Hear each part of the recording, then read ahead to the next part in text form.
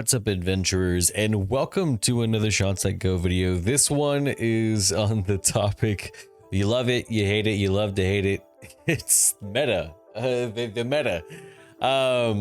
Frankly, I tend to stay away from these conversations because I tend to talk about meta, I guess pretty like openly and fluidly. Like basically, if you're gonna do stuff that's higher level content, don't be surprised when meta is more of a thing. Like that's usually my idea of it, but I feel like this still is debated and talked frequently about, and of course it's been a thing since the early days of WoW. This is not an exclusive to the War Within or the expansion, and I think it'll continue to be a thing as well.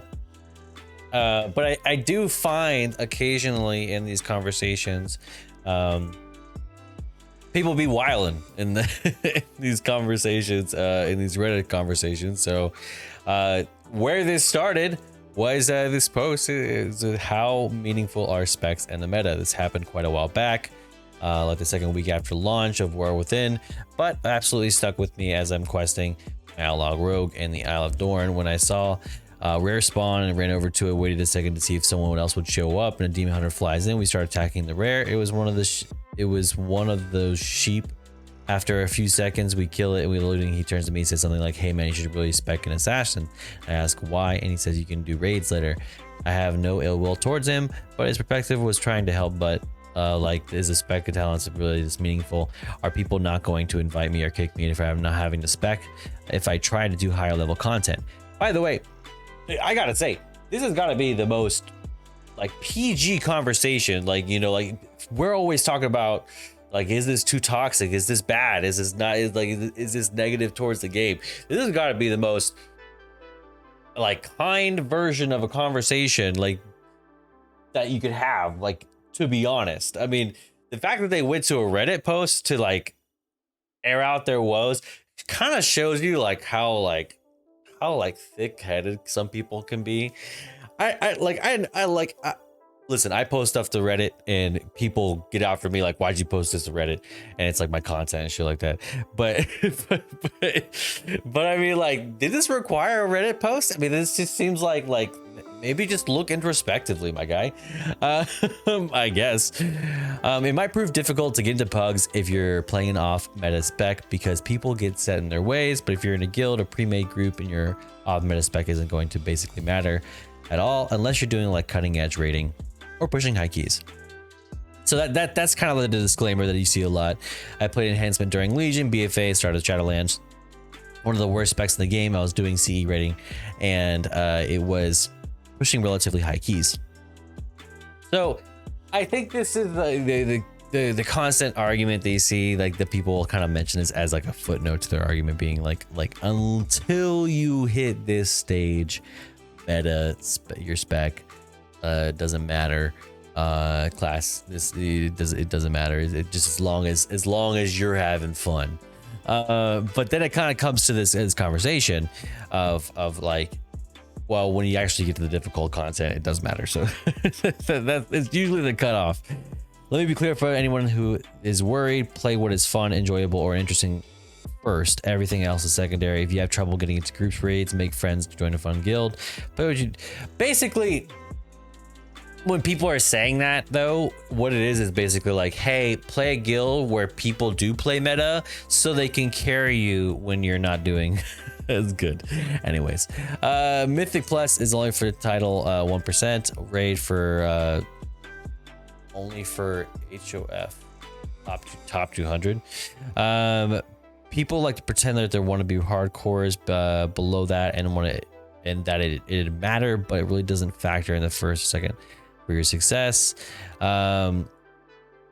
Yeah, I can see what they're saying. Like, you know, like there is a lot of wannabe hardcores in the lower like in the lower levels who try to be like oh yeah, try to be exclusionary, and that's like too soon to do it.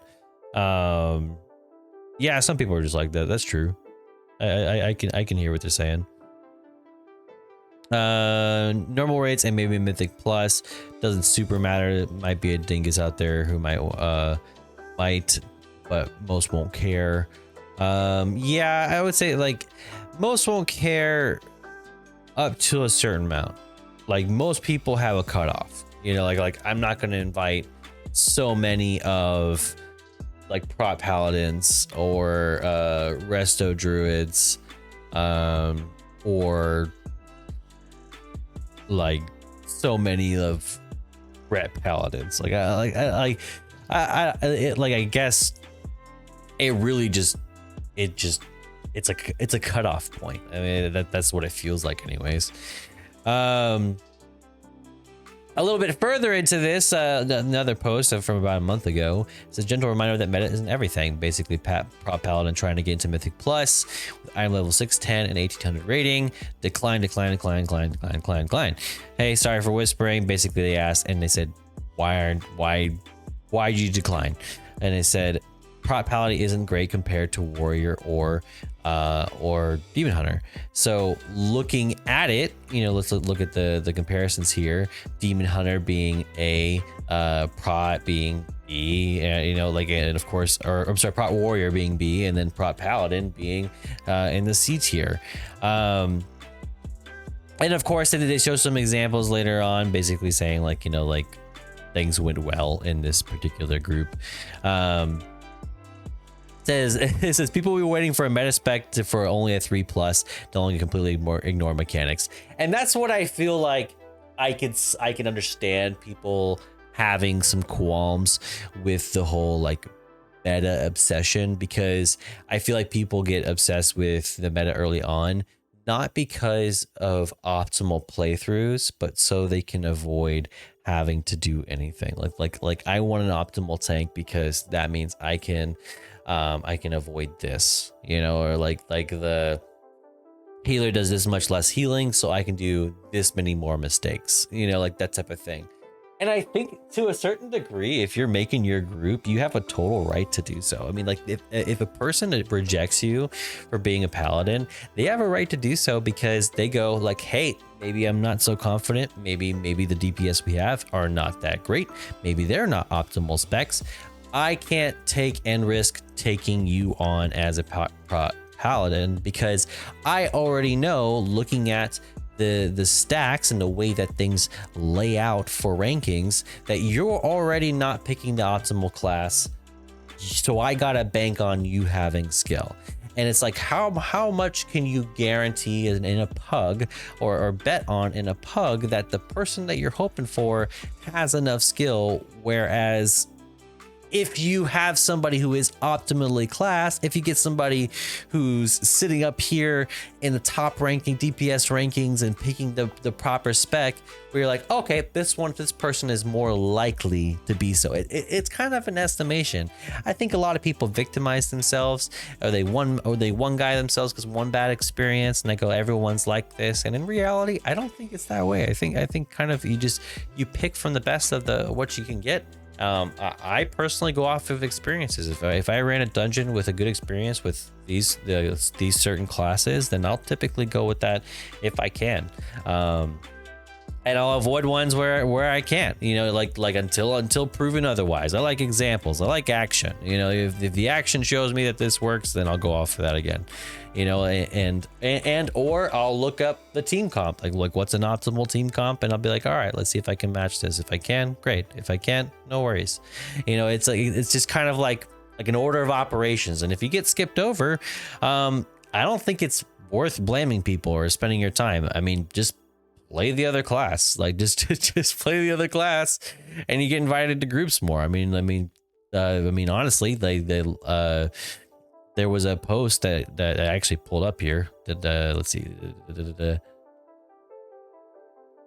we go. How important is the tank meta to get accepted? I honestly don't think. I mean, this was the example of the tank meta actually mattering, but I think in a weird way, tanks are like the exception to the rule, because I mean, I think most people are willing to just take any fucking tank. I think the only times I've been rejected as a tank is like if I've had like like early on, like with, if I didn't have really a run on record, you know, if I hadn't done it before. I mean, people just like to see that you've done it before, or that you have a previous like rating, etc. But other than that, I don't think I've ever been rejected in that. It might matter more once Mythic plus pushing starts, but I haven't yet to see any tank get turned away. Yeah, I mean, like, I think when affixes first come, like they're first pushed out and people are still getting used to them, they may reject somebody who has less options to deal with that, you know, if they're forming a group. But for the most part, yeah, I mean, I would say if you're a tank, you're pretty much going to get invited. But I mean, I would love to hear it. I mean, I'd love to hear otherwise and hear that. I mean, this is 2 posts that are concerned about meta and tanks. It says play a tank for a while and you'll see, as a tank, DPS players are just annoying. Most people don't use kick or stops. I've never seen a DPS player not pull the packs on boats and Dawnbreaker. They body pull everything. It's a bunch of small annoyances, unnecessary wipes, and dumb decisions. If I didn't love being the one mostly in control of the dungeon and a sucker for a good tank compliments, I sure go back to DPS. Yeah, I mean, like, I would say, I mean, like, be nice to your tanks, because most tanks want to play DPS.